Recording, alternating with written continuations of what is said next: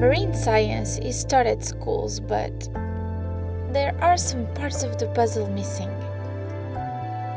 We want the students to experience the ways of being a marine researcher by connecting the theory to true hands-on practice. And that's why the AquaKit appeared. I usually go to schools. Most of the time, I present and interact with students in several aspects of science, particularly the ones I am involved, that is research in aquaculture. I became aware that the students, most of the time, have some difficulties in interpreting graphs and looking at some aspects of maths, even talking about biology and ecology fields. So this made me think that maybe I could change this paradigm by introducing some of the aspects of science in a way that could participate, they could take part on it.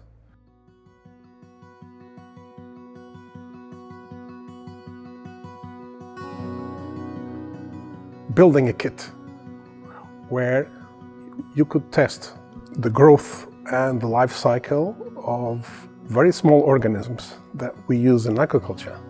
The case of microalgae, rotifers and artemia, we could grow them because they've got a very short life cycles. We could use this to study population dynamics, for instance. We could study aspects of predator-prey relationships, and also to study some basic aspects of biology, such as photosynthesis and so on. The whole idea was to use these small organisms in the classrooms and make students put their hands on this work. And for that, we created 4 experiments.